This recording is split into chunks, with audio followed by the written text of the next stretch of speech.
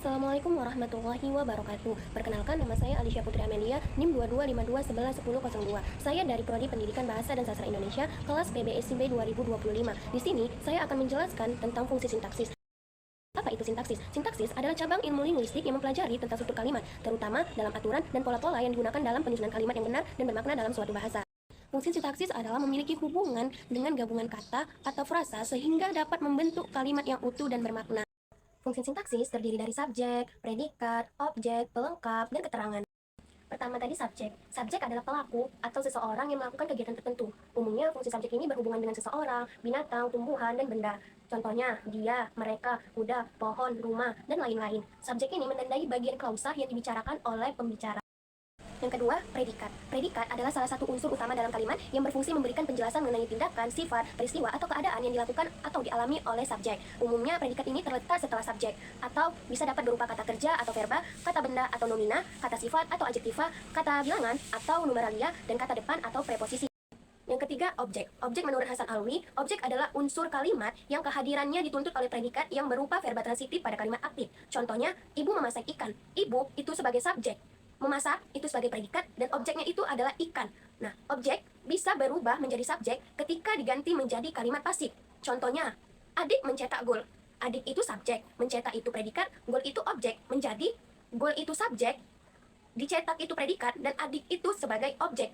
Keempat, pelengkap. Pelengkap adalah bagian dari predikat verba yang akan menjadikan predikat tersebut menjadi lengkap. Nah, pelengkap ini keberadaannya ditentukan untuk muncul melengkapi predikat, menambah informasi, atau memperjelas objek. Nah, pelengkap ini umumnya terletak di belakang predikat verba atau di belakang objek. Contohnya, mobilnya kehabisan bensin. Nah, mobilnya ini subjek, kehabisan ini predikat, dan bensin inilah sebagai pelengkap. Yang kelima, keterangan. Keterangan adalah unsur dalam kalimat yang memberikan penjelasan tambahan tentang waktu, tempat, cara, sebab, tujuan, atau keadaan terjadinya suatu peristiwa dalam kalimat. Nah, keterangan ini terdapat di awal, tengah, atau akhir kalimat. Selanjutnya, saya akan menganalisis kalimat sederhana. Contoh, Doni menganggap tugas kelompok itu sangat penting di kelas. Di sini saya akan menentukan subjek, predikat, objek, pelengkap, dan keterangan. Di sini saya akan menentukan Doni itu subjek, menganggap itu predikat, objek itu tugas kelompok itu, pelengkap itu sangat penting, dan keterangan itu di kelas. Nah, kenapa saya bisa menentukannya? Di sini saya akan menjelaskannya. Pertama, saya akan menjelaskan kenapa subjek itu bisa Doni. Di sini saya akan menjelaskan dengan rumus siapa plus predikat. Nah, predikat tadi itu kan berarti menganggap. Berarti siapa yang menganggap? Ya pastinya Doni, karena itu predikat. Nah, predikat ini saya akan menjelaskan dengan rumus bagaimana plus subjeknya. Berarti bagaimana Doni ini terhadap tugas kelompok itu. Berarti apa? Bagaimana? Berarti dia jawabannya menganggap. Nah, ketiga itu objek. Objek itu sesuatu yang dikenai tindakan oleh subjek. Nah, berarti apa yang dianggap Doni?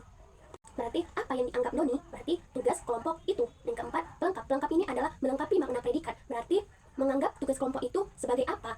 Berarti si Doni ini menganggap tugas kelompok itu sangat penting. Yang kelima itu keterangan. Keterangan itu menunjukkan tempatnya atau waktu. Dan di sini di mana Doni menganggap tugas kelompok itu sangat penting. Berarti jawabannya itu di kelas. Contoh yang kedua, ibu memasak sayur itu menjadi lebih enak di dapur. Di sini saya akan menentukan subjek, predikat, objek, pelengkap, dan keterangan. Di sini saya akan menentukan ibu itu subjek, memasak itu predikat, sayur itu objek, menjadi lebih enak itu pelengkap, dan keterangan itu di dapur. Di sini saya akan menjelaskan satu-satu mengapa saya bisa menentukannya. Di sini saya akan menentukan subjek terlebih dahulu. Nah, subjek itu di sini saya akan menjelaskan melalui rumus, yaitu dengan siapa plus predikat. Berarti siapa yang memasak, pastinya ibu. Nah, kedua saya akan menjelaskan tentang predikat, itu bagaimana plus subjek. Berarti bagaimana plus ibu. Berarti apa yang dilakukan ibu. Berarti ibu sedang melakukan memasak. Apa yang dilakukan ibu? Berarti yang dilakukan ibu adalah memasak. Yang ketiga ada objek. Objek itu saya tentukan adalah sayur itu. Berarti objek itu kan melengkapi adalah sesuatu yang dikenai tindakan gitu. Jadi apa yang dimasak ibu? Nah, yang dimasak ibu adalah sayur itu. Nah, yang keempat adalah pelengkap. Mengapa saya menentukan pelengkap itu menjadi lebih enak? Nah, di sini pelengkap ini adalah melengkapi makna predikat yang dimana sayur itu menjadi bagaimana? Menjadi lebih enak. Nah, yang kelima itu keterangan. Di sini keterangan di mana ibu memasak sayur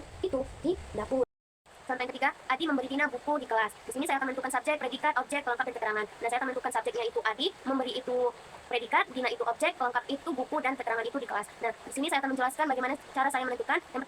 Pertama menentukan subjek, yaitu subjek itu dengan rumus siapa plus predikat. Berarti siapa predikat itu tadi memberi, siapa yang memberi buku itu. Berarti yang memberi buku itu Adi. Kedua, untuk menentukan predikat yaitu adalah bagaimana plus subjek. Nah, bagaimana Adi, berarti apa yang dilakukan Adi, berarti memberi. Yang ketiga adalah objek. Objeknya itu adalah Dina. Yang keempat adalah pelengkap. Pelengkapnya itu adalah apa yang diberikan Adi kepada Dina, yaitu adalah buku. Nah, yang kelima adalah keterangan. Keterangan ini adalah di mana Adi memberikan buku kepada Dina, berarti di kelas.